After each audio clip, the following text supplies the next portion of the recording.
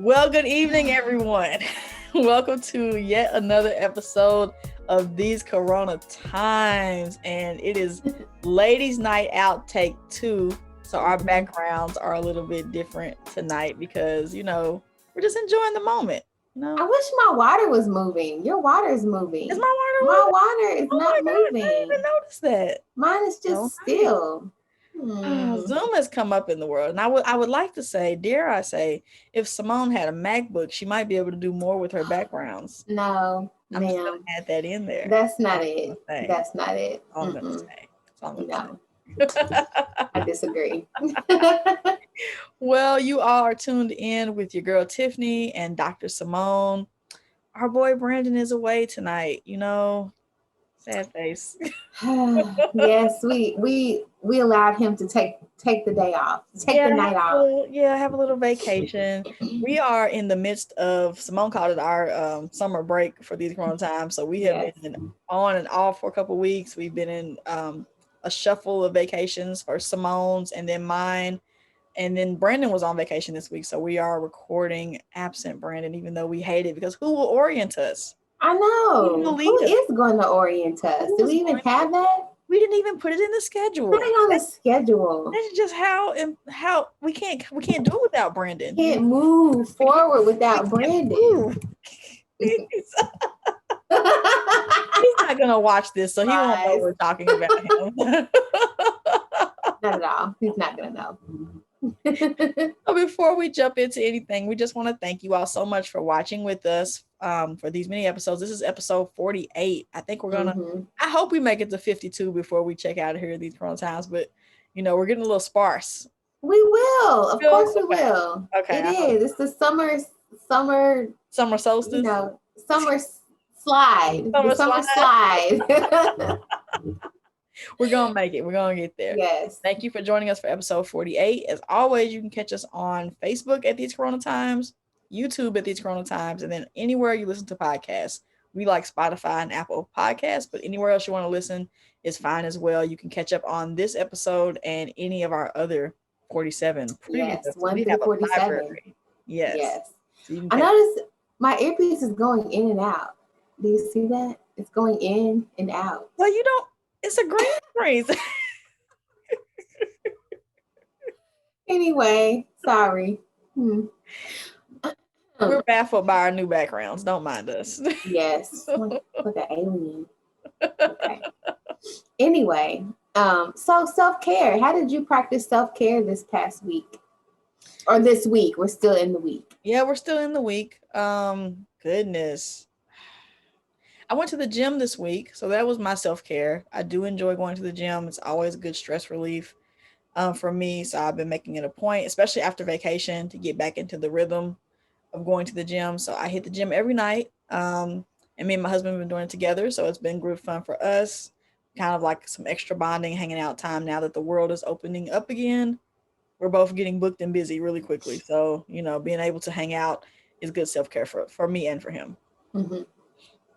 What about you? I would say for me, I've been where the naps reside. I've been getting my rest. I am so proud. And it's a combination of trying to study for stuff and then also being pregnant too. I'm just tired. Mm-hmm. So, when I have my lunch break at work during the week, I will be like, Sean, my coworker, Sean, my husband, I'll be like, hey, can you wake me up at 12:55?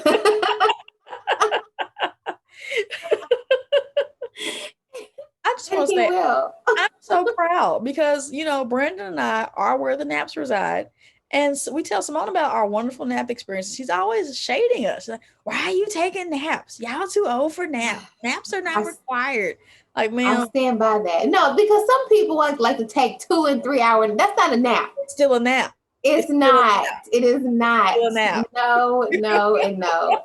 A power nap is a power nap, but 2 and 3 hours. And like what I just did before this call, that wasn't no nap. That was just sleep. I don't know if you should have did it because I shouldn't have did it either. I laid down too for 30 minutes. It was a mistake. That's why I say you need an hour or 2 hours. Okay. No. If y'all agree with me, put it in the chat. How long is a nap? An hour? It's not A 2 hours legit nap is 30, maybe in 45 minutes. in No, adult nap. I want you to tell me what an adult nap is, not a children's nap. I Okay. disagree. I'm gonna be up all night. I'm gonna be up all night, eating ice cream or doing something. What's wrong with that? It's summer and you're pregnant. What else you got to I do? know. And Yeah. I'm very, very hot. Like very burning up. I have a fan, the air is on.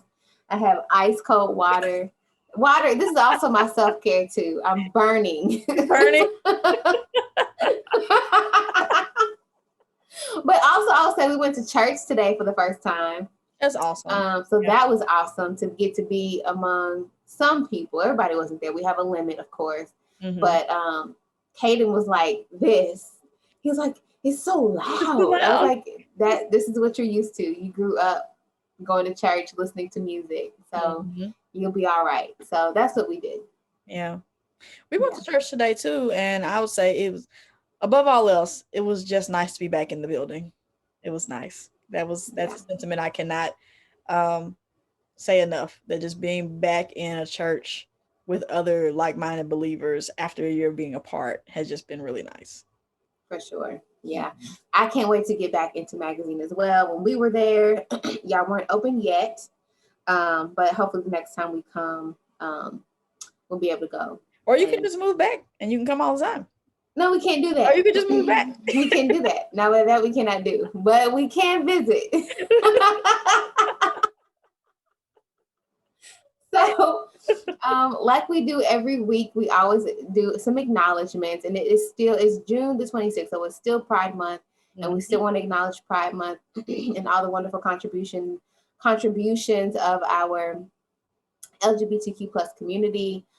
Gay pride or LGBT pride is the promotion of the self-affirmation, dignity, equality, and increased visibility of lesbian, gay, bisexual, and transgender people as a social group. So I know I work with college students. A lot of them identify as LGBT and have been doing a lot of wonderful things this month and just always to try to celebrate who they are. And so we definitely support that. Anything you want to add to that until I move on to the other acknowledgement? Well, just follow up on what we were talking about in our last mixed bag of topics, where we are talking about being supportive, being an ally. I've been wearing a bracelet like this for eons, many many years, but I switched out mine to represent the LGBTQ colors because I want to show outwardly my support of being an ally. So I'm trying to do more of that. Things I can do to let people know of this community that I'm welcoming and that I'm displaying kindness and love to them. So I think it's great that we're acknowledging it this month. For sure. We also wanted to acknowledge because this is also the month of Juneteenth. So Mm-hmm. June 19th was the anniversary of Juneteenth. And so we wanted to highlight Opal Lee, who is a 94-year-old activist who marched for miles to make Juneteenth a federal holiday. Mm-hmm. And so it became a holiday on June the 17th of 2021, 2 days before the actual holiday. And, we just did not know about this. I know there are other people in other parts of the country who knew about it. I was listening to a couple other podcasters, and they're like, "Oh, we've been knowing about a Juneteenth. We used to celebrate it, but Mm-hmm. we did not know. We did not know at all." And so it just says in 2016, civil rights. This is just an article about Opal Lee. In 2016, civil rights leader Opal Lee, who was then 89, laced up her sneakers for the 1,400-mile trek from her home in Fort Worth to Washington, D.C., hoping to ask President Barack Obama to make Juneteenth a national holiday. So she would go on this long trek and, eventually got some attention, obviously, for that. And so finally she was able to be there and stand next to Joe Biden as he signed it into law. So that was an amazing, amazing thing. So we wanted to highlight her and her efforts. And I saw her on the news. And for some people, it's controversial. I don't see why. I don't get why us having a day to celebrate when we were actually free Mm-hmm. is a problem. But there's some people. Stop jumping into the notes for when our guests come on. You're gonna take away all the. But I'm just acknowledging. I'm just still acknowledging. See, this is why we need Brandon to pull us Yes, back. to bring us back Anyway, over into us. Opal Lee, Miss Opal, Sister Opal, Just the other 94. Opal. Mother Opal. Appreciate you. I guess, will I orient? Yeah, you can orient, I guess. Brandon does this so well. I hope that I can live up to his orientational standards, okay? It's high. It's really high It's up really there. high. It's really high up there. I'm gonna try my best, okay? So, of course, sometime last year, I can't remember what episode, we did a ladies' night out edition. We had two of our good friends on, Khalifa and Gigi, and we wanted to do that again this year. I don't know if you'll get a guys' night out again this year, but we tried to do another girls' night out again this year, and we're inviting on one of my relative, and pretty much I'll say Simone's relative too, because we Yes. have raised this child. Cheyenne Richardson is going to be on with us, and we're going to talk about a few topics because we have been away. There's been a lot going on this summer, so we're just going to kind of catch up together, which is very normal for us because we can, as we saw from our production meeting earlier, we can just kind of get stuck chatting and catching up and talking. So we are going to talk about things like Juneteenth, how we feel about that. And we recently just celebrated the Father's Day holiday, so we're going to include that as well. And then also this critical race theory that's involved with Juneteenth and many of the things that we have not learned about in our Black history that we're just being exposed to now in 2021. In the year of our Lord 2021, we are just learning about some of these things that happened hundreds of years ago. So we're going to talk about that some too. And then also, man, Derek Chauvin got sentenced yesterday, and that was amazing. It was. It was awesome. We're going to talk about that some as well. And then there's another topic about Catholic churches and adoption, which has been a recent case that has come up in the Supreme Court. So just a lot of catching up to do about some of these topics that have been pressing over the last few weeks. So yeah, just another mixed bag of things from us. Yes. One might say A duffel bag, if you will. a duffel bag of things. So I guess without further ado, I will bring our guest on, and our boxes will go from 2 to 3. I used to say 3 to 4, but I know. it's already 2 of us. So so we'll be right back with our special guest for the evening, Cheyenne Richardson. Yes. So normally we have an introduction for our guests, but we don't have an introduction. This is just Cheyenne. This is Cheyenne Richardson. This is Tiffany's cousin, and my cousin too. I also claim the Cheyenne. Yes. And we're so proud of her. She is law school bound. She has been an excellent student in college. She just recently, you graduated last year, right? And yeah, I didn't get to go to the drive-by because, of course, COVID canceled her graduation. But she did have a drive-by, and I got to watch it. And just so proud of her. Yeah, she's here. Well, thank you. Not bad for an impromptu introduction. Yes, the kid is going off to, you want to say where you're going? I'm going to Howard University School of Law. Yay. Awesome. I'm so excited. Donate to me. Donate to you. Seriously. Yes. You put your Cash App up. Yeah. That's not a bad idea, actually. That's not a bad idea. When we were going off to internship, some of the students did they made GoFundMe's and stuff like that, and people donated. What you gotta do? Yeah, let me get over there and cry. They're gonna be like, weren't you just in New Orleans? That's beside the point. That's not the point. Not the point.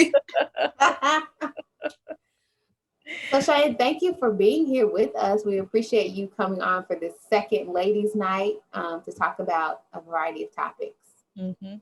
Yes, let's get into it. Oh my goodness. Okay, normally we ask people how are they doing. How are you? How are you? Oh my goodness, I'm doing well. Moving and everything is a mind block, but hopefully God will see me through this. He's seen me through everything in the past, so just send positive vibes, child. Every now and then when I'm looking at these apartments, I look around, I'm like, what have I done?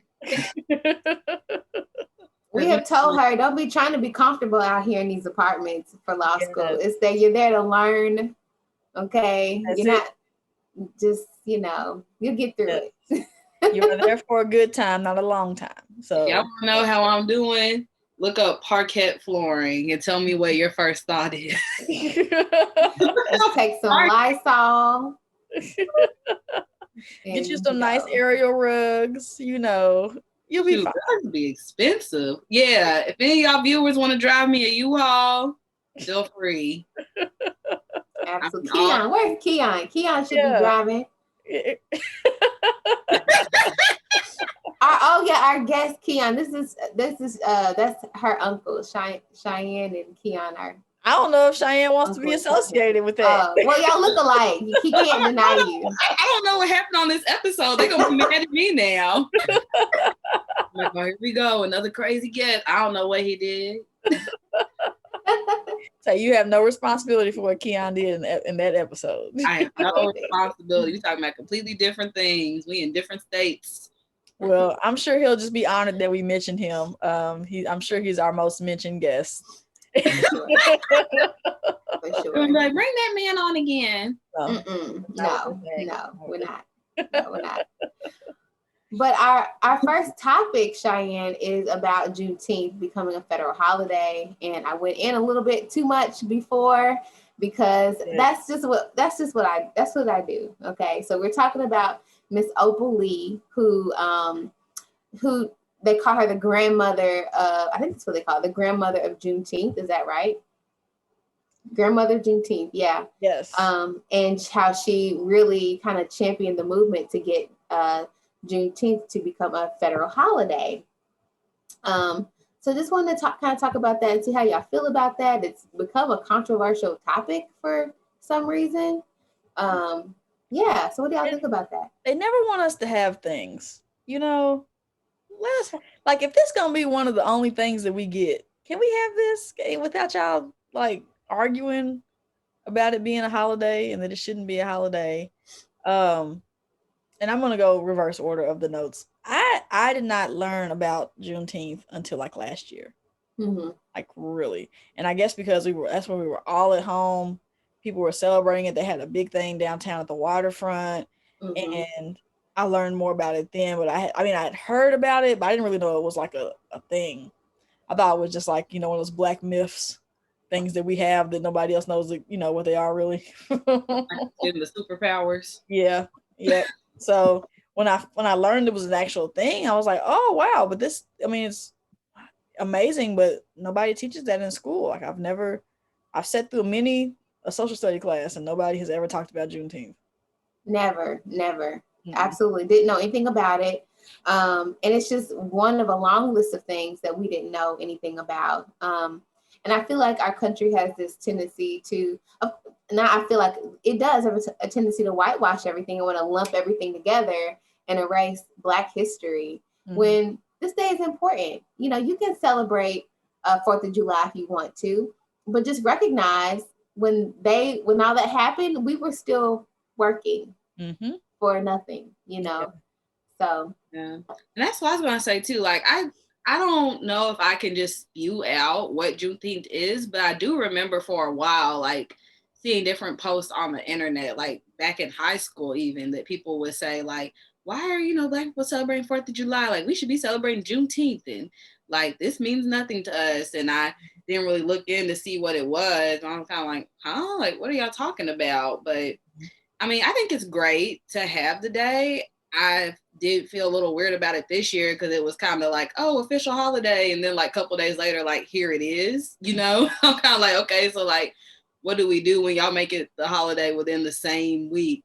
Right. It's supposed to actually go down. Like, I'm kind of like, maybe if I did this like in May, I don't know. But I don't really know a lot about Miss Opal Lee. I did oddly see that she has like a coloring book, or it's like a children's book for sale today.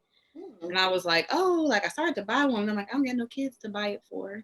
Buy for yourself. Coloring is therapeutic. Yes, it's very good, even for adults. Yeah. But that's the important part that you talked about, because she would have and I didn't know about this part either. She'd have an annual walk to DC as part of her effort to see the momentous day be recognized. So each year on June 19th, she would make a 2.5 mile pilgrimage to commemorate the date in 1865, 2.5 years after Abraham Lincoln's Emancipation Proclamation, after that was signed. So she would make this journey on this day. I don't know many people with that kind of dedication. And she was like 89 at that point. She was Wow. she was an elder at that point. Yeah. What she But it meant that much to her. Would you she's say, Tim? 94 now, right? Yeah. Yeah, yeah. Now she's 94. What a blessing. I don't know, I'm sure that was for her to be like in the room when the president was signing this holiday into Mm-hmm, like federal law. Like, mm-hmm, man, mm-hmm. all that hard work she's done. Yeah, and oh, you gonna say, Cheyenne? I'm gonna say yeah, like I feel like all too often people fight for things like that and they're not recognized until they're gone, and then people are like, oh, like Exactly. they were right, and it's like would have been great, that happened while they were here to see it. Hmm. I was gonna say the same thing. So many people did so much awesome work to try to further the cause, and they died before the dream could be realized. Hmm. And so the fact that she got to see this within her lifetime is amazing. Um, and just again, it's hard when we see other Black folks who come against something that is for us. Hmm. Like I know our Candace Owens is. Um, and there's others too, but like she said something about we need to stop repackaging segregation in relation to I Juneteenth. And I was like, girl, what are you talking about? What just are you wish talking people, about? I just wish people would stop giving people like that a platform. I'm like, at this point, we know it's clickbait. And everybody Yeah. resharing it and talking about like, that's exactly what they want. It's like, how make stuff like that and people like that die down, you stop paying them attention. Yeah. Hmm. Yeah. I So yeah. think Twitter needs to ban her as well. And that she gone over to Parlor or wherever her counterparts are and go over there and talk. Just don't. Right. Like, what do you get out of tearing down, you know, the holiday? Hmm. This was especially with this woman still being alive. She worked really, I mean, she was very dedicated to this. Yeah. To me, it'd just be a slap in the face to an elder. Like, just out of respect, just keep your mouth shut. Don't celebrate. Don't celebrate. Just do 4th of July. Well, I guess that's right along with the rest of Republicans who would like for us to forget about slavery and things. I remember just a month or two ago, Mitch McConnell said something about slavery not being like we shouldn't think about that. We shouldn't focus on that. We shouldn't start we shouldn't start American history by including slavery. In some comments that he made a couple months ago. And I'm like, how you just gonna skip it? Like, There'd be no America. yeah. We'd have no America. Right? Even the Capitol building was built by enslaved people. Right. It just shows a profound lack of understanding, ignorance, and just disrespect. And it's the same thing that, we didn't write this down, but we were talking also about the John Lewis voting rights bill that they, filibustered out of there, like it didn't happen. Mm-hmm. And Mitch McConnell said, "Oh, it's what did he say? It's unnecessary." Yeah. Are you kidding me? In a time where we just had what they said was the most secure election, they still got people questioning the election and making it harder for people, particularly people of color, to vote in the next election. Like putting all these laws and stuff, telling people, oh, well, when there's long lines for voting, if you don't give anybody any water, there's gonna be a fine. Like Yeah. it's a hot mess. It's Yeah. obviously our system is trying to work against, having an equitable vote. Mm-hmm. They make it too hard. You won't show up. You won't show out. And they see we show up. They see we come out. So they don't want that. Yeah. Very true. All very true. So did you all, if you were working or at work or your organization, did they acknowledge Juneteenth? Did you have Juneteenth off? Um, no, I did not.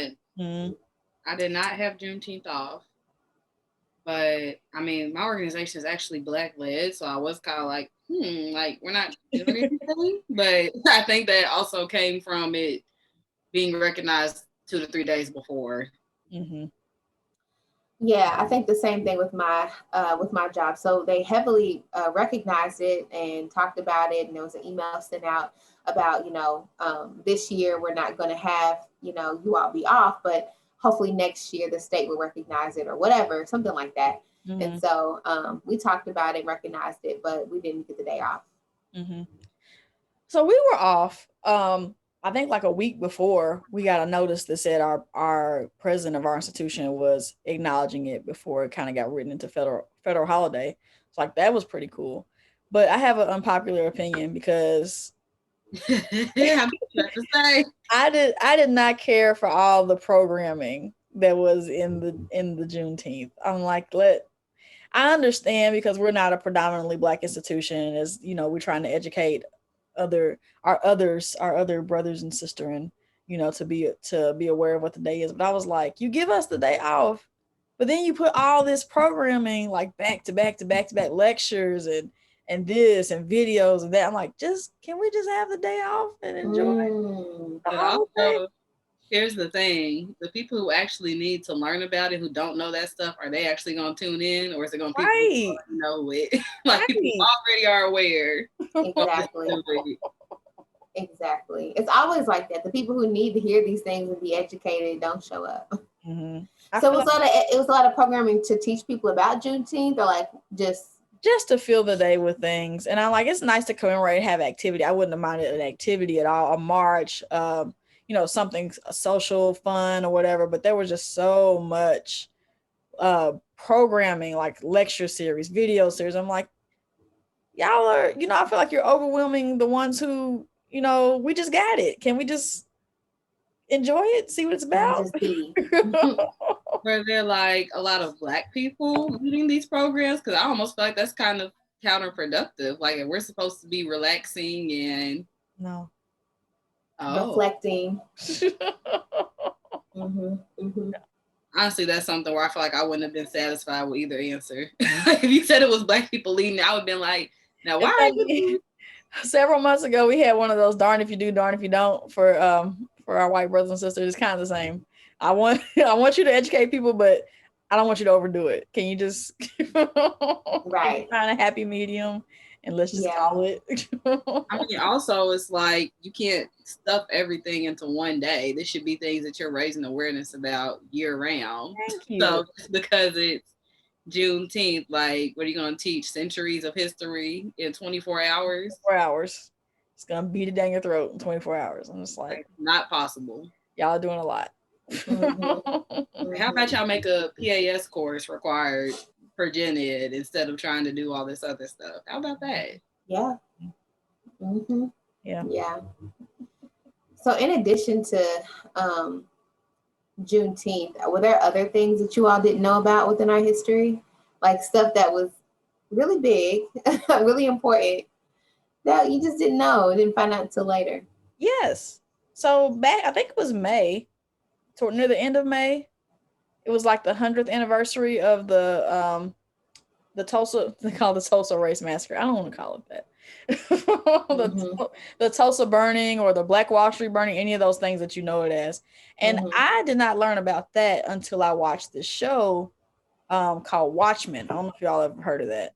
It's called Watchmen. Regina King was in it, and Hmm. I thought it was like it is like a black superhero type of show, and it's like reimagining what the police force would be and kind of like a futuristic, but it was set in like Tulsa, Oklahoma, and a lot of it was talking about like going back and giving reparations to the people who died, whose families were still alive that died in those Tulsa riots.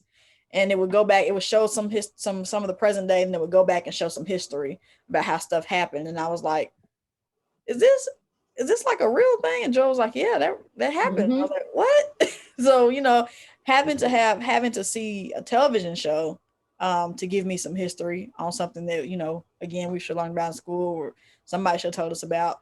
You know, I've heard things about Black Wall Street, but I didn't really know about this. I just thought, you know, of course, lots of rich black people or black people doing well for themselves in different parts of town, but I didn't know about this whole place getting burned down or why it got burned down, which is a very, very, very dumb reason for all of this to start anyway.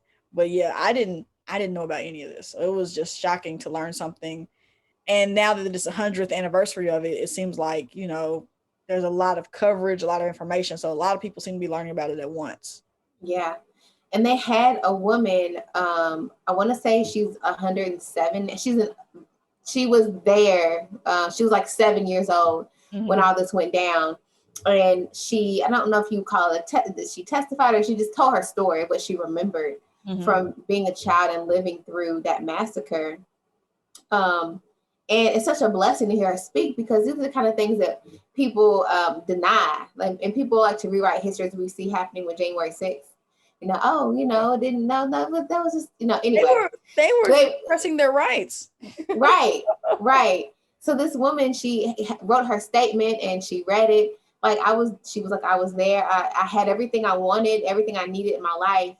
And I had, access to education. My family took care of me. And then after this happened, all that was gone. She said, I've never made a lot of money in my life. I didn't get a good education. It just showed how that tragedy, how it set the trajectory for her life on a completely different path than it had been.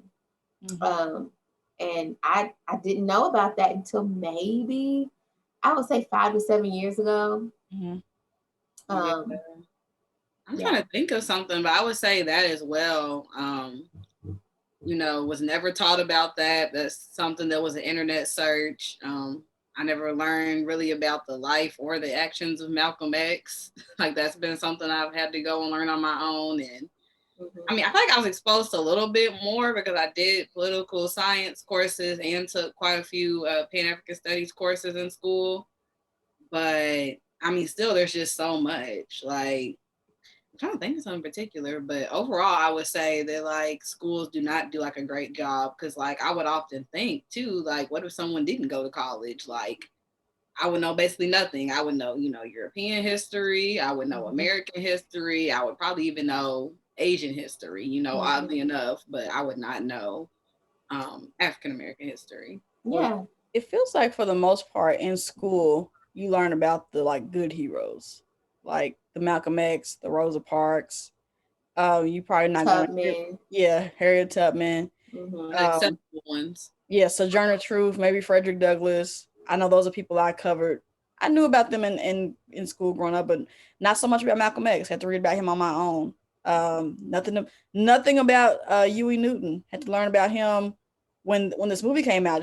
Judas and the Black Messiah. Learned a lot about him, or Huey Newton, Fred Hampton, Black Panther Party. Like, I feel like the rambunctious heroes, the ones that make a lot of noise, they don't get a lot of coverage in social studies classes. Nobody talks about Medgar Evers or even the women of the civil rights movement. We don't get a lot of that either. Yes, absolutely. Yeah, I saw that on social media too. It was something about like how Martin Luther King, and like, forgive me, this is just internet gossip, but it was something about like how Martin Luther King wasn't even going to give the "I Have a Dream" speech until there was like a famous gospel singer. I want to say it was like Mahalia Jackson. Yeah, that was like, tell me about the dream, Martin, and then that's when he went into it. And I was like, wow, like learned that on Blackish and found that it was a true story. Yeah, well, I'm glad that was true. Exactly. So we're having to depend on other venues, other places beside the education system to educate us about our history, which I think is sad, but I think it's okay too, because we can't depend on the education system to do it. They've done a poor job, and so it really starts at home, But I want to go back a second. First of all, let me just stop here a second. I need to get my camera, my production crew, for the computer, because it's about to die, which I thought it was not going to do that. But anyway, it's okay, guys.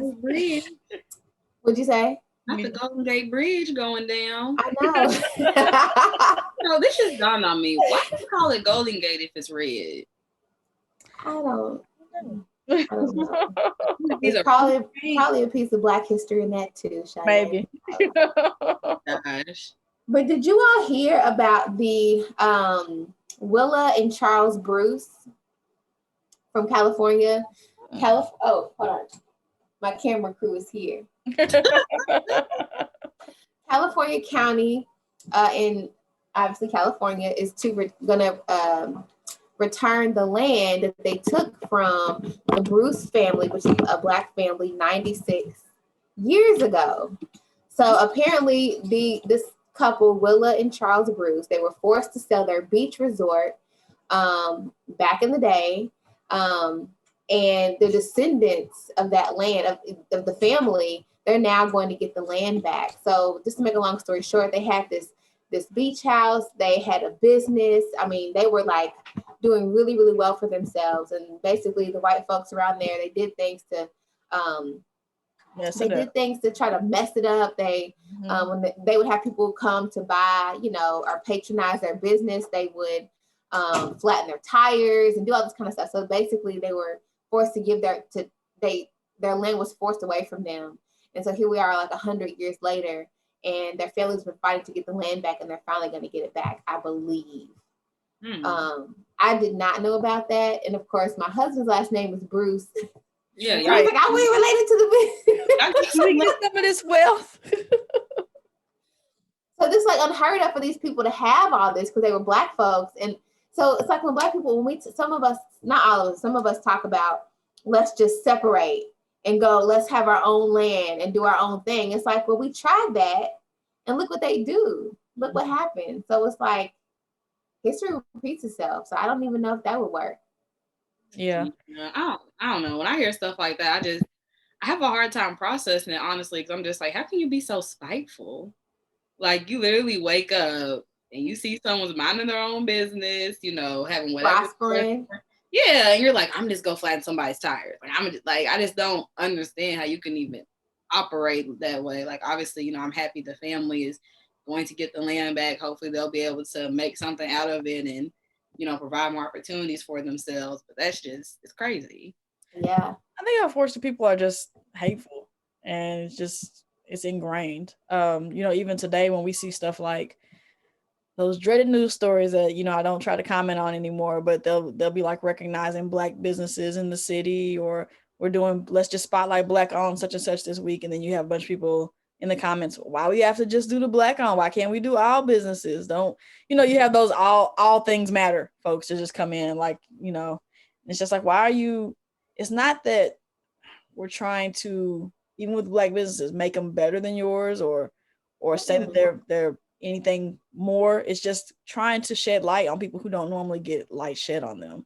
Yeah. So, it's just about equality. And there was a quote that said, if you're used to being superior, then equality feels like it basically feels like a punishment to you.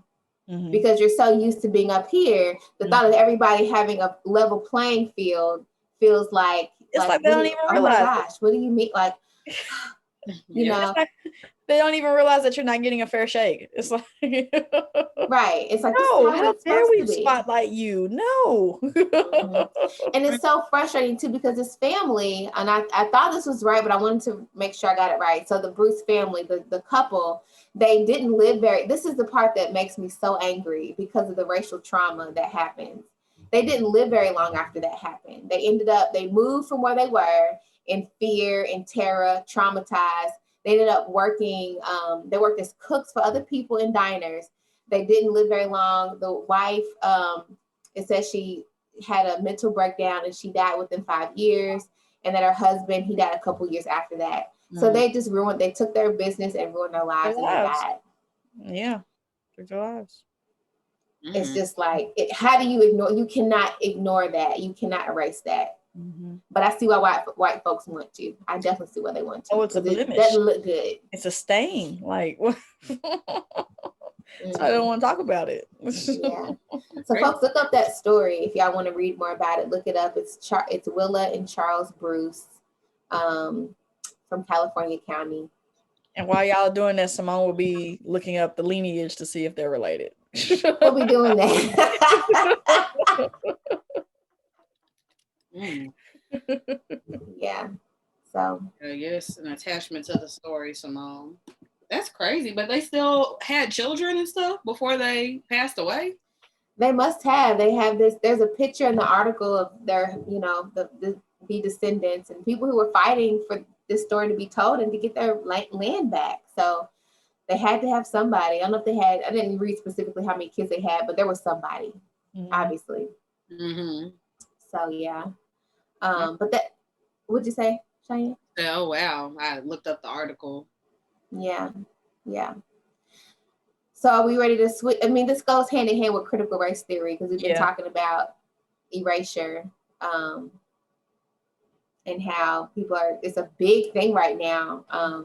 Don't teach critical race theory. It's hateful. It's indoctrinating our children. Indoctrinating them to do what? To be learn? well-informed. To learn? How dare we teach them things that might help them be more informed and make better decisions? I don't even understand what they're considering to be the critical race theory. Like, what are they considering to say, like, no, you cannot talk about this at all? So it's really, so I have a definition here just to kind of let folks know if they don't know about it. But critical race theory is a school of thought that emphasizes the effects of race on one's social standing. So if we really think about, education, our criminal justice system, critical race theory would help to inform why things are the way that they are, why there are so many disparities. And instead of saying, oh, Black people, just lazy and they're just genetically inferior, they would be able to teach them, no, these are the institutional structural things that happen to create, the disparities we see today. Instead of the narrative being, oh, Black folks are just inferior. Or lazy, or just drug dealers. Exactly. This might help explain how drugs got there. How did drugs get to the hands of Black people? I don't get the point in banning it. Like, it's still taking effect in our society today. Like, why would you ban someone understanding what's going on? Or how about you homeschool your children? How about that? It starts at home for me. So they can't know anything. Like, how about you just handle it? Teach them algebra and send them off into the world. Yeah. Absolutely. That's true, Simone said, and in your villages, because a lot of what I learned about history outside of school was because I went to a private Christian school for the first few years of my life. And then we had so many Black history programs that made us look beyond, like, oh, you can't just talk about Dr. King, you can't talk about Rosa Parks. Go look up somebody that you don't know anything about. Go find somebody new to talk about for Black History Month or whatever. And we did those things every year. And then also still being able to have my great grandmother when I was young who could talk to me about like her descendants who were slaves and what that experience was like for them, or what it was like to come from Mississippi to Kentucky. So still having those ties to people to be able to tell you about the racial history. And how do you trying to take that away? Like,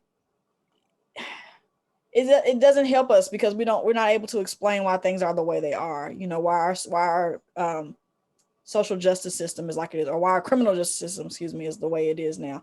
A lot of that has to do with where policing comes from. Another thing I just learned about how the police used to be slave catchers. Yes.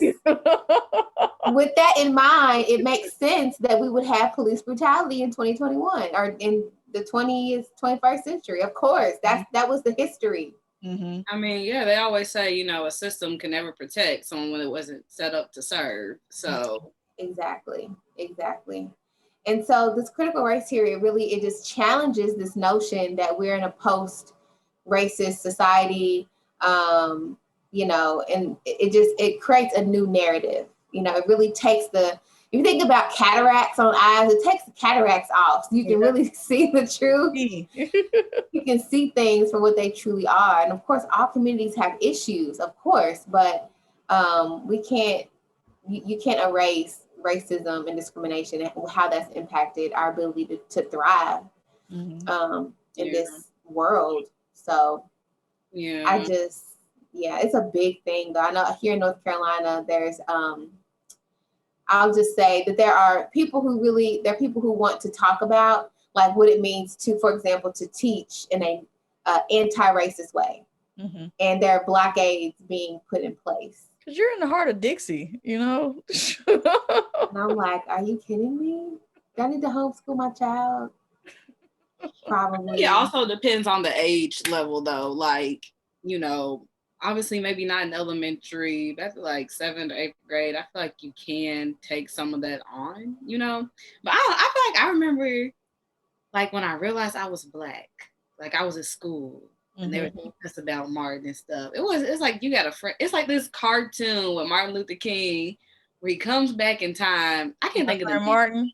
Yeah, yeah, we were watching that, and I remember one day they were like telling us about the civil rights movement, and I've always went to predominantly white institutions. I remember I was kind of looking to the side like, y'all really did this. Yeah. And I could say to them, I was like, wait a minute, like 1 + 1 started equaling 2, and I just feel like I started looking at stuff a little differently. But I mean, better you learn it at school than go out into the world and not know why stuff's moving how it is, I guess. I think is it where most kids first encounter race, or at least like learning about their race, like in school. Well, the research shows that kids start to understand and they start to recognize racial differences around 3 years old. So it's good to be able to explain to them or just be able to have a conversation about it. Like Caden's 5, right? And so I'm not going to overload him with conversations about slavery. I'm not going to talk to him about lynchings or anything like that. But I'm going to make sure that his characters and the books that he has, they are a diverse set of characters. You know what I mean? Like I want to make sure there's representation because you come up and you look at the world, you're seeing all this stuff come at you, and we're learning. We don't even know it, but we're coming up in this world where we recognize like, oh, there's people in power, but they don't look like me. And then you start to think, well, maybe I can't do that, or maybe that's not for me. So I think that's when we start early with our kids, is to have more representation, to talk to them about it, to show them, Kamala, I always say her name wrong. The vice president, Kamala Harris. Just Kamala to Cheyenne. Yes. Oh, we show her the Stacey Abrams of the world. You know what I mean? There's just needs to be more representation. All of his physicians are Black. Every single last one. His dentist, his doctor, all of them. Because I want him to learn early on, you can do this. And then later on, he can see the white folks doing it. Like, let's do this in reverse. Okay? Yeah, that's very true. Because it makes you think, too. I mean, before Stacey and Kamala, it's like, well, who would you show someone? Like, we're just now, and I mean, that even goes back to why teaching it is so important, because just now are like people who look like us even getting to that point. So it's like, who do we really look to? Yeah, look at the administration of Trump. It was all except for little Ben Carson. Yeah, Ben Carson, the only one, and one woman of I guess you can say woman of. She wasn't white. It was Mitch McConnell's wife. Oh God! But I mean, just one diversity present. And then we had what's the one that she ended up getting kicked out? She was like a Omarosa. She got kicked. He brought Omarosa on. He had a long 4 years. So there wasn't no representation at the top, and now Uncle Joe has done a better job with that. So I think that's how you start them early, with the little ones. But no, you don't inundate them with lynchings and mobs. At 3 and 4, that's too much. Although unfortunately, we've kind of had to have more uncomfortable conversations. I won't say with our children; they're all my children. So with the babies this last year or so, because there's so much on TV, like even on regular news, like they'll block it out, but there will be more cases or instances if your children are inquisitive enough to ask, what happened to. Or why did this person get shot? Or, I think what was Caden asking, why are we praying for George Floyd's family or something like that? Like, if they're inquisitive enough to ask these questions or to hear what's going on in the background, then we have to unfortunately tell them some of this stuff. Yeah, and we have, because he would ask, we were watching it in front of him, and I was like, oh, we can't do that. Because he was like, why did he die? Do we have to say goodbye to him? And I had to kind of give a little overview, like some people, I don't remember what I said, but I just said, yeah, he was killed and he shouldn't have been. But yeah, you're right. We had to expose him more than we exposed him earlier than we wanted to. But I don't think that's our fault. Like that's same with Lundy, and Lundy's 7, and it's my niece, and I had her when Chauvin was being when his verdict was being read. And I was telling her, I wanted to get home and watch this, and she wanted to know why we couldn't watch cartoons and why this was so important. And I had to kind of explain to her why. And, I don't know what her parents have shared with her or told her about what was going on. But, I think that was an important conversation to have with her, and not just go, oh, well, something auntie wants to see, but tell her why in a in a way that didn't give her nightmares, just in a roundabout way. Yeah. Mm-hmm. Mm-hmm. Yeah, I think it's very interesting hearing you all's perspectives of someone without children. I mean, honestly, kind of when it came up, I was kind of like, I don't have any kids in school. I don't think I have a stick in this fight, but obviously, it was more so on the side of like it should be taught. Mm-hmm. Mm-hmm. Mm-hmm. For Yeah. sure. Yeah. Yeah. So the fight continues. Again, I say it starts at home. If you want your children to know about these things, teach it to them. Um, but then I think I'll just add as a parent, and I think as a person who is around children or cares about children, it makes you more aware of who your kids are around. Mm-hmm. Your Black children and like what their peers, Mm-hmm. know and don't know, and just being really cautious about that because I don't want my child to be mistreated, and so I'm just really aware of those kind of things. So Yeah. I don't know, when you know more, you just see more, and Mm-hmm. it's Yeah, that's scary. very true. Unfortunately for you, Simone's, it's like your background's like racial trauma. I feel like it's I'm always like, heightened. there it I see it. Yeah, that's the only thing. Like learning about the stuff can be very heavy. Yes. And like a lot to process, like even at an older age. And it does seem sometimes like with social media, it's like you have to kind of find that balance, like on your own, of like remaining aware about things, but not taking it all on. Yes. And like almost coming to a point where you're like, okay, like me worrying about this is not going to change it. Like, what can I do to be, helpful in the situation and to like be an ally in the community without crossing that line, and like maybe having more awareness or like help learning that in high school can, aid in mental health. So you're not just going at it alone. Yes. I don't know about you all, but I'll say I haven't talked to them in a while, but I have a really, really good friend who was very instrumental in BLM, and I really watched them kind of fall apart. Like I saw them in one part of their life, and they were, we were doing the same stuff, kind of on the same page. And then as things got more real in the community and they were much more involved, I just saw them fall apart. And I recognized that I was watching like racial trauma, or I'll say, racial trauma / racial battle fatigue take over. And it was really scary. It was really, really concerned about them and continue to be concerned about them. So you're right, Cheyenne, we do have to have a balance because when you're knowledgeable and you're also super active, like on the front lines kind of active, although you don't have to be on the front lines, it's still, it can be very damaging if you don't take care of yourself. Yeah, because I know we talked about this before. We weren't really on the front lines. God bless all the people who were out there doing things. But we were inside, and I know when at the height of like waiting for the verdict on whether or not our wonderful attorney general would process any charges against Breonna Taylor.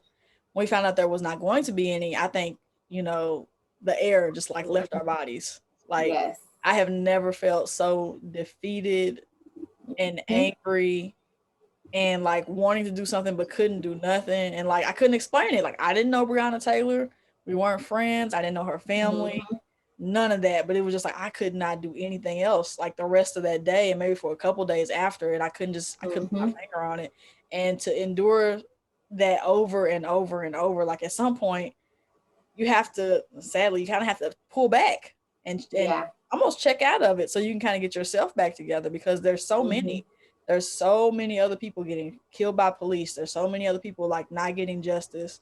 There are so many who are missing, who are Black women and men.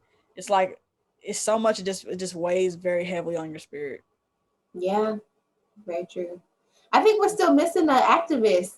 He's still missing. Quintez, is it Quintez Brown? Brown? Last name. Yeah. Yes. Yep. I went to school with him, so. Oh, you did? Yeah, that's definitely very startling. Definitely still praying for his family and loved ones that he gets found, and very unfortunate situation. The whole thing does not feel right. I know it feels icky for some reason. Not feel right at all. Yeah. Yeah. So we ready to transition to Father's Day feelings? I guess so. What a transition. Look, can we talk about rainbows? I'm kidding. I look after that. Black fathers, or just fathers in general. Of course, Brandon is a father of 2 children who you all have seen if you watch our show. They come in You've seen often. his children. Yes. We don't give him his swimming time. Yes, and I love it. I love seeing them on the show and just in person too. They're awesome children. But happy Father's Day, happy belated Father's Day to Brandon and all the fathers. Yeah, we were just wondering. We put that. I didn't put that on. I think Tiff put Father's Day I feelings. put it on there. I put it on Yes, there because ma'am. Father's Day felt weird for me this year, and I didn't know why. Like usually, I make a post about Father's Day for my brothers. Both my brothers are fathers. All my brothers are fathers. I have 3 brothers, and they're all fathers of wonderful children. And then I have so many men in my life who I've called father. You know, I have a great father-in-law. I have wonderful uncles, older cousins who have been father figures to me. So I usually just give shout outs to the village. But this year it took me a while to make a Father's Day post. I don't know. I just didn't feel excited about it. And I should add that my dad passed away a few years ago, but we also did not really have the best relationship. Like we were cool when he passed, but before that he wasn't really present. So I don't know. I didn't feel pressed to make a post this year. I guess. So that's why I shared. I mean, because I know that Simone and I have similar Father's Day woes. Even though I know she celebrated her husband, who's a great father. So that's why I put it there initially when we were going to talk, like just kind of talk a little bit more about how we were feeling that day. So that's why I put it down on the paper just to see if we, you know, how we were feeling on the Father's Day. You know, I'm like Omarion. Usually I feel no ways. Feel no ways. I just feel no ways. And I say that because, like Tim said, I don't have a relationship. I don't have a relationship with my dad, and it's always been a very difficult dynamic between us, and it continues to be. And so, for my own mental health, I've decided to just separate.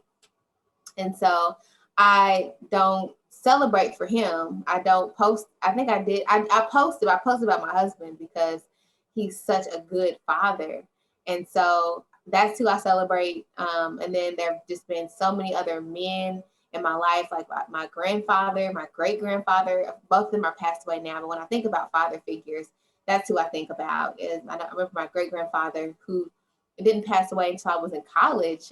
He just took a lot of time with me during my childhood, teaching me about things, letting me do stuff I probably shouldn't have been doing. He used to tinker out in the back in the garage, and he would let me saw things. I was like sawing wood, and I don't know what I was doing. He just let me do these things. He would read the Bible to me, and just love me. I was his favorite. Everybody knows that I was his favorite, and so my father-in-law is wonderful too. He's the reason that Sean is so awesome. He's such a good example. So those are the men that I celebrated. Yeah. I mean, similar to you all, I don't really have a relationship with my father, so I don't know. It's always been kind of a weird holiday. I know for me, it was a little bit of sadness because for the first time, one of my grandparents was not here. He passed away in February, so it's kind of like sad about that. We got to spend time with my grandfather, well, one of my 2 grandfathers, and also with my brother who has a child. So like kind of felt occupied throughout the day, but still like those weird feelings of like, what does this day really mean? You know, I think for me, it's just kind of like weird sometimes. Like you see people posting about those relationships and stuff, and you're like, well, what does that feel like? What would it be like? Yeah, I'm like, this kind of odd. Yeah. And so interestingly enough, also in line with these Father's Day feelings, we had a mutual friend share a great story on Facebook, and I'm not gonna like allude to who they are, or whatever, but I'll kind of give an overview of their posts. And it was just saying like similar, they didn't really have a relationship with their father growing up, and you know at their big age now, they've been able to kind of reconnect and rekindle. And I just saw a lot of people loving that post, giving care emojis, giving likes emojis, and many of the comments were like, you don't realize how, how this resonated with me. And I'll say a part of his post that was really powerful was that, like, I asked why he wasn't there and he gave an answer, and I didn't really care for that answer. But as time has gone by, we have grown closer, we have talked, we have reconnected. And, I used to think that that conversation was for my father, like for him to account for himself and for him to apologize, and that would make me feel better. But in actuality, that conversation was for me. And I was like, well, that was a really great post. And I think many people felt the same way because, as a kid whose dad was not there and who had tried to make attempts to have a good relationship with my father before he got sick, I didn't really get closure until my dad was ill. And I felt like for many years, all this is for him. He's supposed to account for this time and he should say why he didn't do this and why he didn't do that. But when the time came and he didn't and he was ill, it was just like, okay, the Lord was telling me this time to let this go. This is where it is. This is what's happening. It's your choice now if you want to be there for your father or not. But, there's no more anger there. And I'm, to this day, I'm thankful that I had that time of closure and that time to kind of forgive myself, because for thinking like I was a bad kid or my dad didn't want to be around me, and also just forgiving my dad for not doing better, for whatever reasons he wasn't there, it didn't happen. But, I didn't want to hold that grudge against him for the rest of my life. So I was just glad that I was at a point where I could just let that go and then know and be at peace with myself and knowing that I did all that I could, to look out for my father in his time of need, and then to also just, I don't know, make peace and make amends. Mm-hmm. I also saw that post and I thought it was like super inspiring, and reached out to the friend afterward to like ask questions and to provide support or whatever. But it's interesting. I don't feel any jealousy of people who have good relationship with their fathers. Like, we have a lot of friends who have had wonderful father figures, and I always feel happy for those people. I don't feel like, jealous about it. I just always be like, I always told myself I really want to create a different family for myself, and I've been able to do that, with my husband, and having him be completely opposite from what I had. And I don't know. It's a tough situation, and I think I posted on Father's Day too about this. There is this myth that Black fathers don't show up for their children. And I know we have 3 examples, and they're not very good examples, right? But in general, like, this idea that Black fathers don't show up, like that ain't none of us got fathers or whatever. Yeah, but that's just not true. Yeah. And there's research on that shows that Black fathers are very involved.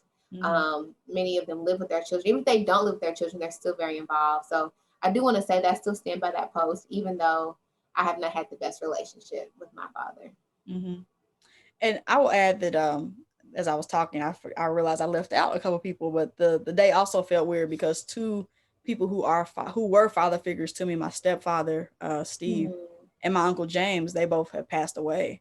So, as Simone was saying, I was never envious because I always had somebody there. Like, even though I didn't have my biological father, somebody was always there. Uncle Willie, Uncle Larry, Uncle James, Uncle Joe, like Steve, just people all around where I've never felt like without a dad. Uncle Mike, I mean, people at church, just, I've always had a village of fathers. So it hasn't really made me feel like I was less than because my dad wasn't present, or like, oh man, my friend Keisha, her dad is so awesome. Like, my dad is not. And I never felt like that. It was just like, I was able to appreciate all the good dads that were around me too.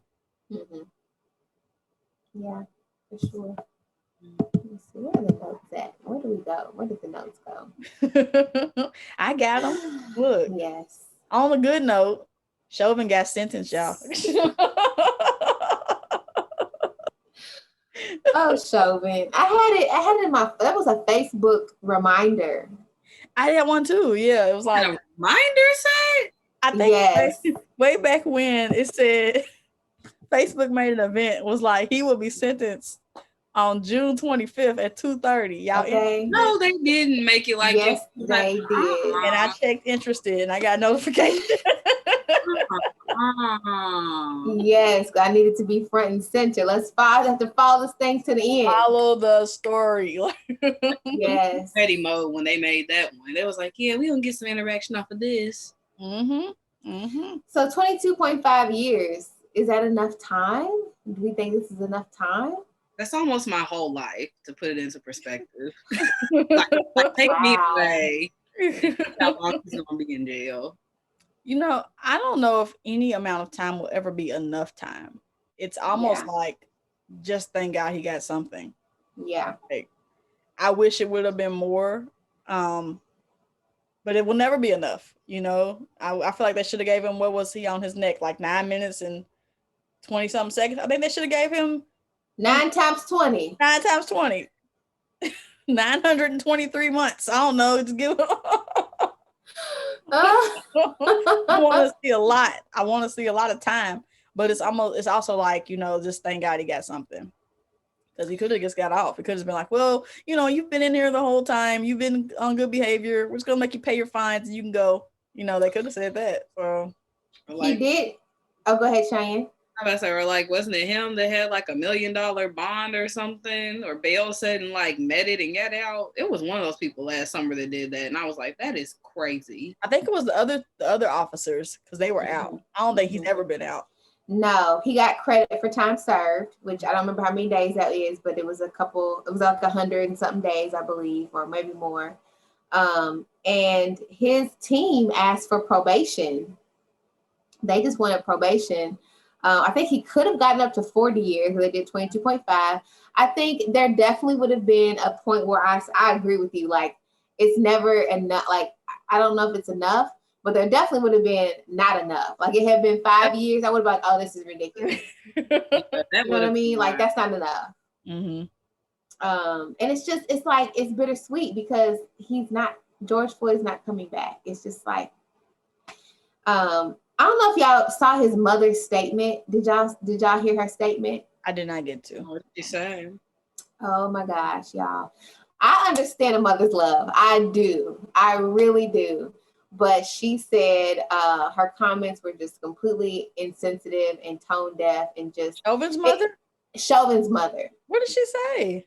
Yeah, she was like, huh? I thought you meant George's mom. No. His mother has passed away. Yeah, she died. Yeah. Chauvin's mom, she said, I will always believe in your innocence. She said, people have made you out to be a monster and to be racist. This is not true. You are a good person. I will never, if you sentence him too long, his father and I will probably not be here when he gets out. And we will not get to do our special hug. I said, ma'am, George Floyd is gone. There will be no special anything. Mm-mm. At least you can visit your son if you want to. You know what I'm saying? Like, his daughter, George Floyd's daughter, will never see him again. It just set the tone. I was like, of course he did this. His mother, I'm sure she watched the video, saw her son murder somebody in real time, and you believe in his innocence. That don't make any sense. No sense. You can't. I mean, I know that didn't make it into the trial, but there's some testimony from a club owner that says Chauvin and Floyd worked in the same club together, where Floyd worked as a bouncer sometimes.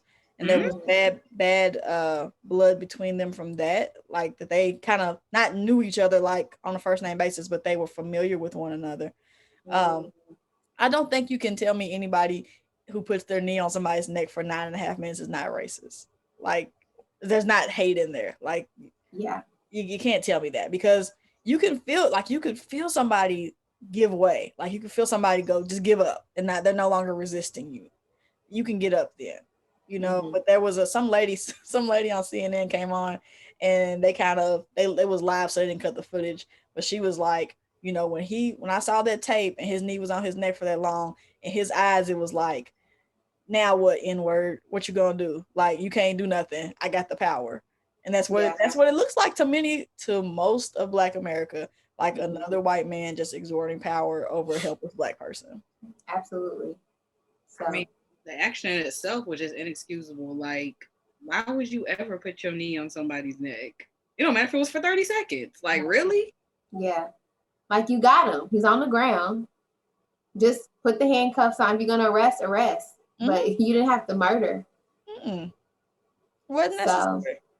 Wasn't necessary. It wasn't like he was going to get up and run off, not with 3 officers there and a one around the corner. I mean, because he could have got shot. So, has Derek Chauvin said anything since the whole ordeal? I know he didn't speak at his own trial. He did. He spoke. I didn't like it.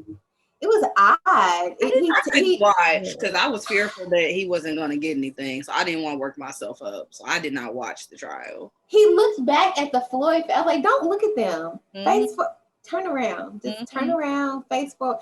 He made reference to some new information that he hopes will bring peace. I don't know what he was talking about.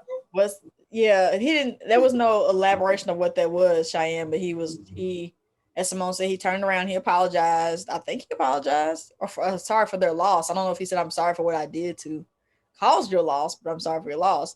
And he was like, some new information will be coming to light soon that should help bring you peace. And I'm like, what else could there be? Well, people on the news video. Huh? I said, what could come outside of the video of what happened? Like, what? I don't know, but I don't know. And the people on the news is like, I'm not sure legally what else he could be talking about. Maybe he knows something. I'm not sure. But it was odd and strange and just go away, Derek. Go away. He's going, and he's probably going for some other stuff too. As I heard there's some other charges against him for beating a teenager in the head with a flashlight. Huh? Yeah, he's had other I won't say charges, but other types of inappropriate actions with Black people. Being excessive. Yeah.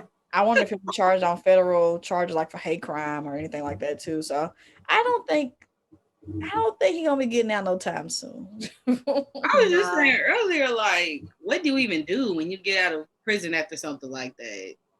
Like, you know, a regular job, or you gonna try to change your name legally and live in hiding? You gonna dye your hair? Like, I mean, how do you get away from that? He's gonna have to go away if he gets out. You know, but you have people who really support him, you know, and I believe after all this happened, I think he already had some money from somewhere or something. There was already financial stuff. But then if he were to get out, like, there could be people who would give him money, or, you know, like GoFundMe, or maybe his family will prepare something for him so he can just live. Who knows? I'm not worried about him. I'm not gonna lose no sleep for Derek. You know, but he'll probably, gosh, how old is he? How old is Derek? 45. I think they said if he serves 15 years, he'll get out when he's 60. Okay. So yeah, that's still fairly young. He still got time if nobody harms him in prison, you know. Yeah, I don't know if he's coming out. They gotta have him in like maximum security. Yeah. So we'll see what happens with Derek. But yeah, he's gone. He's in there. Mm-hmm. Never heard another person again. Hopefully. That's yes. Right. Yes.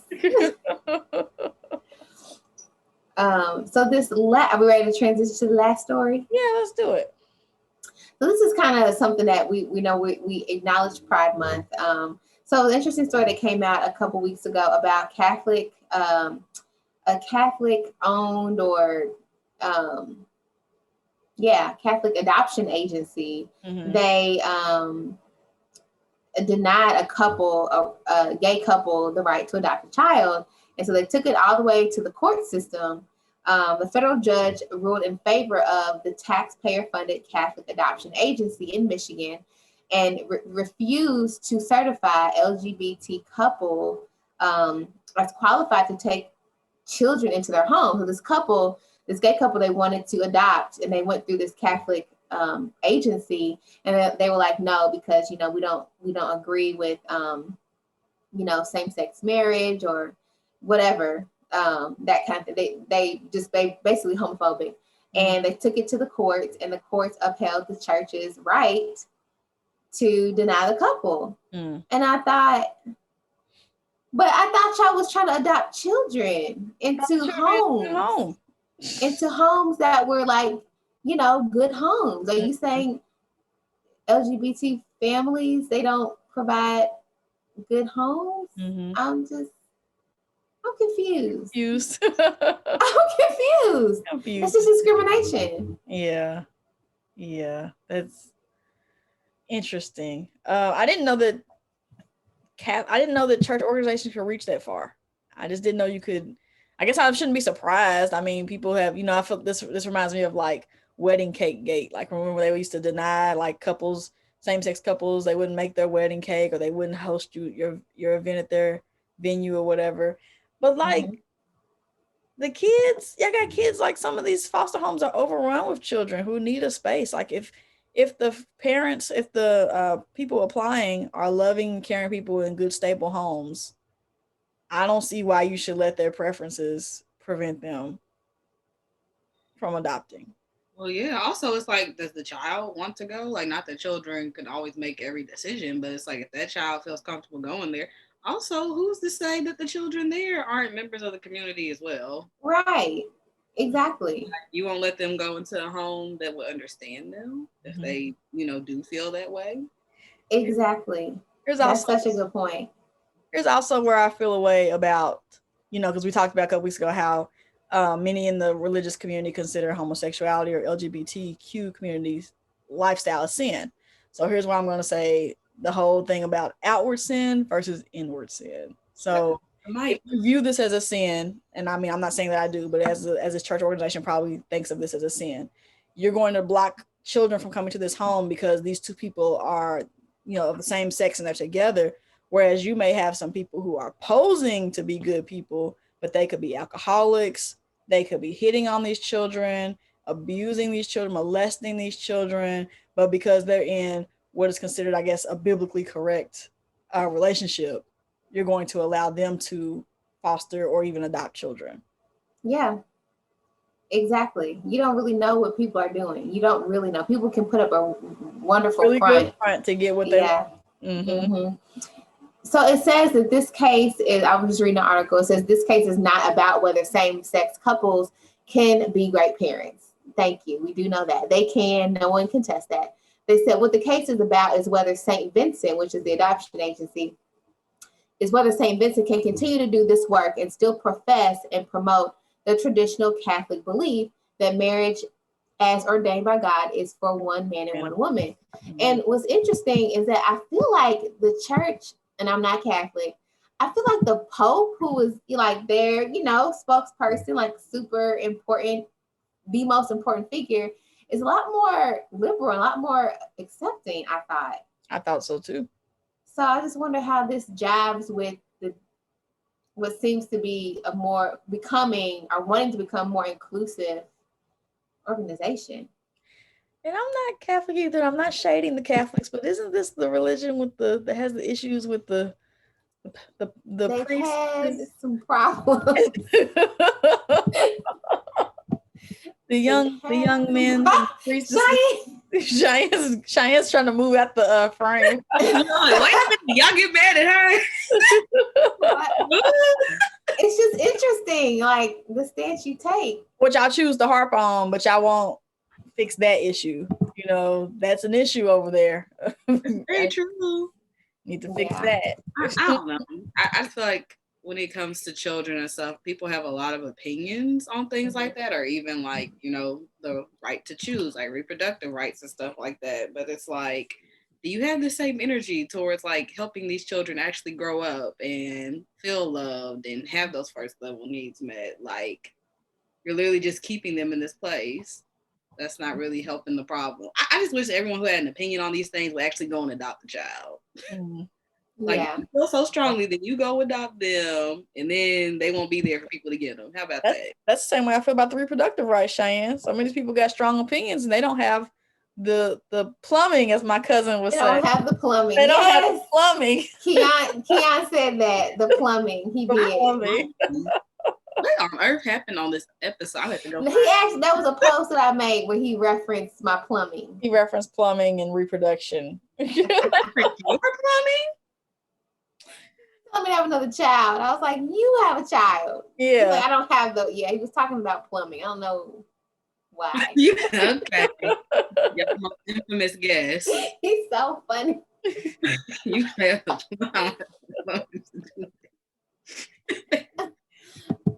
Yeah, that sounds right, but I mean, I don't know.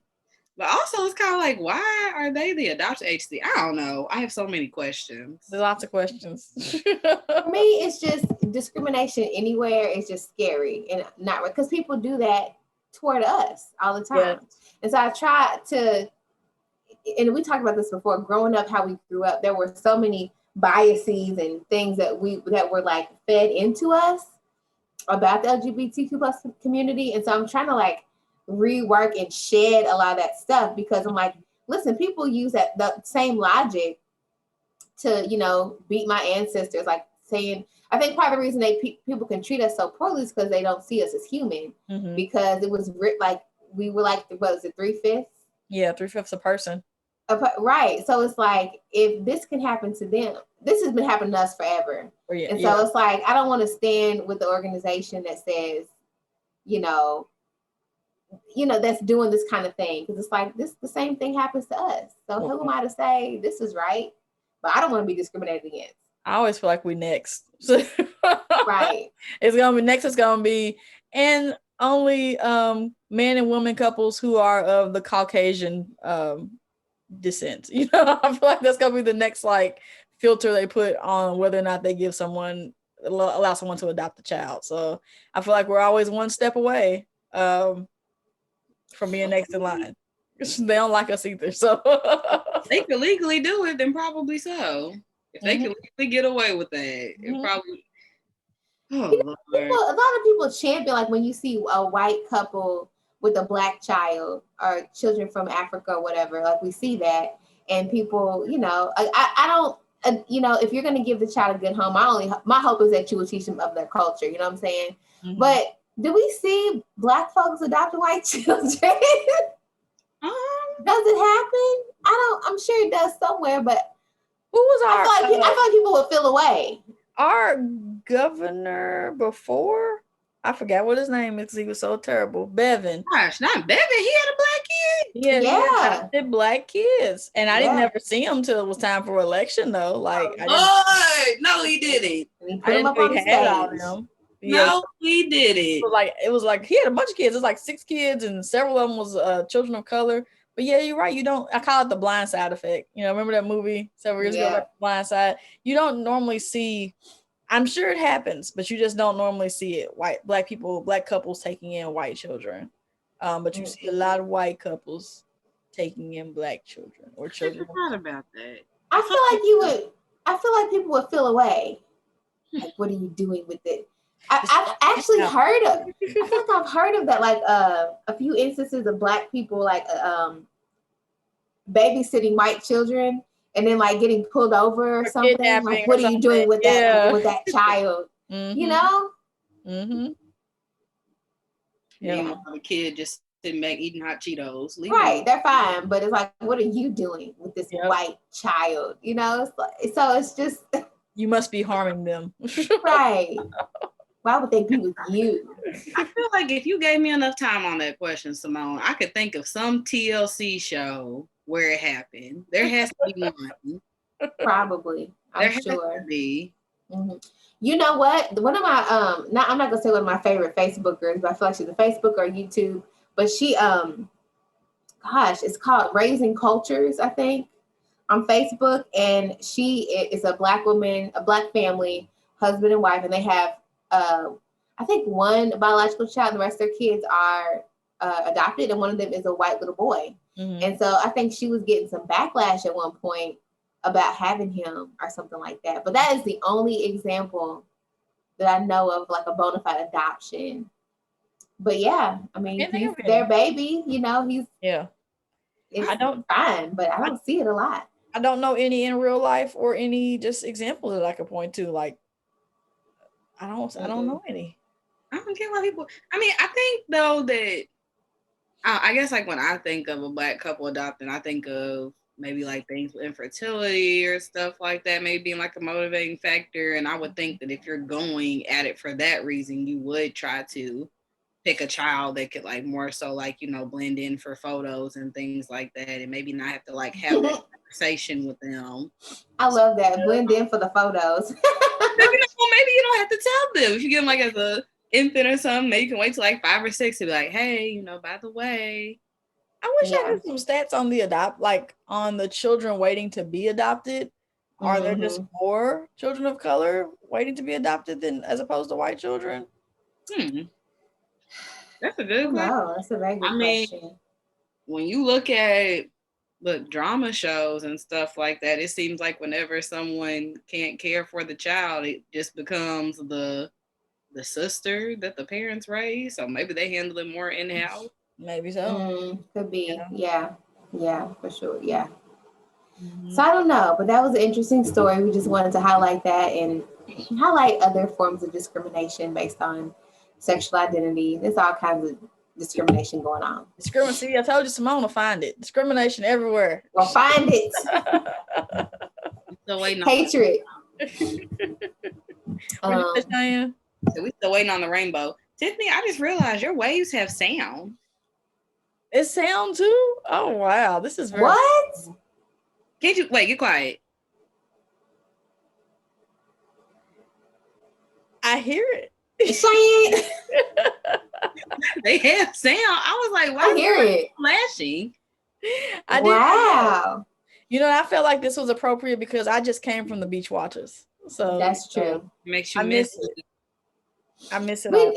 We didn't even acknowledge our backgrounds. I don't think we acknowledge them. There's no reason for these. We're doing something different. Yes. We saw that we could do them and we added them in. Yes. I'm real confused by the Christmas lights. Well, it's ladies' night out. We are celebrating with the lights. We got drinks. We got big cups of drink. McDonald's cup. Yeah. This is why. Did you get the BTS meal?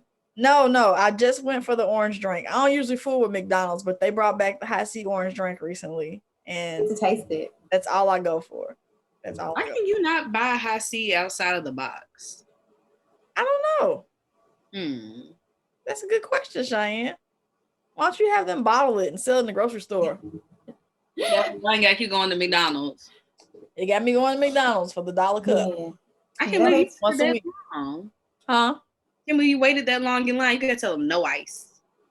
I did tell them no ice because I don't want them watering down my drink. I learned that from Brittany. No ice in my drink. That's true. I forget which one of my family members was like, I got ice at home. I said, you okay? It comes out cold. It comes out cold. Exactly. I'm like, oh my God. Just take the little nuggets. Have y'all heard about the controversy with the McDonald's ice cream machines always being broken? I watched the video finally there. Yes. I finally watched the video that Brandon was talking about a couple months ago. But you know how when you go to get ice cream and they always be like, our machine's broken. They just trying to clean it, right? No, that's what they want you to think, Cheyenne. They want you to think it. Get educated. What's the answer? Wait, what happened? There's this whole conspiracy about like how so you do have to clean the machine. You're supposed to do it at night, and when you come in the morning, it should be ready. But then there's like this error message that says it didn't work. There's a problem, so they have to clean it again. So it takes several more hours. But really, it's like some kind of conspiracy theory with the company that makes the machine. They are the only ones who know how to fix the error. You have to call them. They have to come out. And when they come out, they charge you an obscene amount of money to fix it. So that's why we can't get the $1 sundae? That's why you can't get your $1 sundae. You think McDonald's would like just find somebody else at that point? Like there's so many ice cream machines. But you know what? What's funny about the documentary was that the ice cream place that has these machines, they also do Chick-fil-A and Wendy's. There's something. Don't be broke. There's something going on there. Looking kind of untrue. Wait, there's a whole documentary about yes. I'm gonna Get send you the informed. YouTube link. I might post it too for our viewers so they can watch it Cheyenne, too. you have learned so much tonight. Yes. Really have. Y'all took me to school. The summer with the beach waves rolling. That's right. The best way to learn. Oh, what you remind me of? And I didn't even watch the show. Gullah Gullah Island. like you should be telling somebody how to multiply. I'm not gonna have you slander my show. Gullah Gullah Island is a classic, okay? I feel like you could be there. She's one of the Gullah people. That's right. The Geechee Gullah. The Geechee Gullah. Is that a real island or just a show? I don't have the answer to that. It was a show. I don't know if it's a real island. Did y'all have? Never mind. This is an offline conversation. We're about to go off. See, this is what I was about to ask if y'all had Nickelodeon when y'all was kids, but y'all not that. Yes. Yes. We did have Nickelodeon. we invented it. We've been doing this, okay? See, Y'all invented Nickelodeon. Nickelodeon? what? Y'all invented it? You know, now that you older though, don't it ever make you think like who in their 40s and 50s is doing these programs? Not really, no. No, I don't think about that.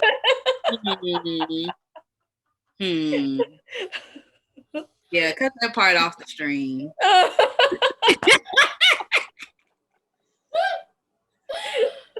Well, on that note, Mm-hmm. we have to dismiss our guests so we can finish out our show. Because Yeah. you don't watch All American. Then I just go on mute. You don't even, but you don't watch the show. You gonna have Watch a the time show. I don't want to get kicked off though. Oh Lord, she has abandonment issues. I You like don't have to go home, but you know. But you have to go to the waiting room. You know. Yes. We'll come back for you. Just hang in there. Yes. Thank you for coming on, Cheyenne. This was fun. Yes. Yes, Thanks for thank being y'all. our guest. We appreciate it. Thanks for having me. I hope y'all like my pink light. Yes. Yes. I do. Yes. I'm going to the waiting room. Don't forget about me. Of course not. Okay. She's so funny. Oh my goodness. Cheyenne the trip. Ma'am, my bladder is getting full. The pregnancy, the baby's laying on my bladder. So I can't be out here much longer. Can't be before you long is what she's I saying. can't. That's fine. That's fine. We're gonna recap All American and do our gratitudes and our closing thoughts because I don't want someone to leave me here by myself. So Yes. all I have to say about All American is popping bottles. If you know, you know. I have never, in all of our time together, going out, as girlfriends and groups, I have never had my own bottle No. to drink out of. We had our own glass. A glass. Yes. You may have a cup, a Dixie cup, Dixie cup. but I have never had a whole bottle. Never That had. is something I aspire to. Yeah, maybe one day we can make it there, but they were popping bottles. I enjoyed the episode. It was considering the last few that we've had, which have been very heavy. I think this one was a very lighthearted episode. I love seeing all the little friend groups that have spawned. As I was watching the episode, I said to myself, if Simone did not already burn for Billy Baker, she is on fire. I was burning for Billy. I was like, yes. I mean, the singing, the lifting. I mean, just the swag, just the drinking. I mean, I wasn't feeling. You said you were feeling the principal. I wasn't feeling the principal. He's looking cute. The lifting, I was like, okay, I see you walking around with the beater on, but it's still his voice and his body don't match up for me. Like I don't know. I don't like it. If he doesn't speak, he would be fine. Like I just don't like the voice. But yeah. Yes, I'm here for Billy Baker. My hair is coming down. I can feel it. Let me just let it down. I'm talking about Billy Baker. My hair. I'm talking about Billy Baker. I can't keep my hair up. I'm coming undone talking about Billy Baker. I'm glad that him and his wife seem to be come back together, though. I think I know she was drunk, but hopefully they will reconcile because I can't even remember Why they separated. apart anymore? I mean, I think no, the kid wasn't his. Mm-mm. I can't remember. He didn't. She already knew he dated Grace. Right. I can't Right. remember why they're not together no more. It just seems petty at this point, especially with everything she's going through. She quit her job. I Yeah, also want to know how many more weeks they got in that house. She ain't got no job. Like, what's she gonna do? Billy done forfeited his salary. She ain't got no job. Who's paying the mortgage here? Like, y'all got Maybe maybe Olivia with her to. podcast. I don't know. They gonna have to get out soon. Is all I know. They can't stay there. Just things are happening. Yeah, Yeah. I did not get as much Jordan Baker as I like in this episode. I burned for Jordan Baker. I also burned for him. The little friend that Spencer had played pool with, I can flickering for him. There's a little bit there. A little bit there. There's a little Yeah, bit there. yeah, Yeah. I like his hair. It's pulled back. I Like do. that. Yeah. Yes, I never burned for Spencer though. Spencer gets on. I love Spencer, but he doesn't. He doesn't. I don't burn. Did you see the last episode when the recruiter came to look at him and he was like, these kids, and that man was like, bro, you the same age as them. What are you talking about? That's what I was like, yeah, man, we gotta pull together. These kids, they don't even know how to play. He's like, but you are a kid, You sir. are them. I mean, Yeah, y'all the same age. On the show anyway, theoretically, y'all the same age. exactly. So I still don't know where Simone is, where Jordan Baker's wife is. He's talking about we're staying married, but we ain't seen you in 2 or 3 I know. episodes. Where are you Well, at? Simone was booked and busy. Like she was on Snowfall, although Snowfall has ended. So I don't know if some of this was coinciding with the taping of other shows she was in, but she was busy this season. Yeah. So Coop and whatever's gonna happen with the lawyer. There's something going on there. I And think Preach, where's Precious his daughter? Preach has a daughter. Do you see that little girl that came up to him the last 2 minutes of the episode when they did Coop's birthday party? Yes. Yep. I don't know There's what's a going lot to on with that. unpack. Yeah. Yeah, So I'm sure we'll be getting back to business this episode. for sure. Yeah. Very good show. People should watch it. I feel like not enough people watch the show. I know. Y'all need to get on that. Yes. So Tiff, what are your gratitudes? What are you thankful for? Oh my goodness. Let's see. I am thankful for the weekend. It's a time of rest and rejuvenation, and I look forward to every single weekend that I get to have. Also thankful that we are semi. I don't know how I feel about this. I got mixed emotions about returning back to work soon. Returning back to in-person work anyway. So I'm happy for it because I do miss some of my colleagues. I miss my office. I miss having the space, but I miss the drive-in, the quiet drive in the morning. But I also have really grown accustomed to being at home. So I'm glad that we kind of get to hybrid this thing for a little while. So I'm just thankful to have a nice job, but then also, thankful to, I guess, starting to see things return back to normalcy. I guess that's what this really is, a big overarching. We're kind of getting back to where we were before COVID, but I hope that we are taking lessons we learned during COVID and applying them to our post-COVID normal. My arm disappeared. I saw. Thinking about what you were just saying before, this variant, which we haven't talked too much about it, but Australia, your people, Tiffany, they're in a 2-week lockdown, I think. Yes. Because of the Delta variant. And I know it's not us, but you have to look at other countries and, to see what could happen to us because, we can't ignore that. Just above us, Canada still locked down. So they're locked down to the end of July, I believe. So So I hope that's not us. I'm thankful for Caden going to summer camp. He's been 2 weeks. And I may or may not have stalked him during one of his field trips. Hey. We may or may not have just driven up to watch him get off the bus. Look, we don't know these people, okay? You put your trust in them. We just wanted to make sure he was on the bus, he got off safely. And he loves it. So that has freed up time for me and Sean to be able to do more stuff together. Because now we work in the same room. Like if I don't have a call or something like that or a session, then we'll, do our work side by side and we'll do lunch together. So that's been really nice. So that's what I'm thankful for is Caden getting back out to the world. I pray that he will be able to stay out there and do his thing because he's so sociable. He's very sociable.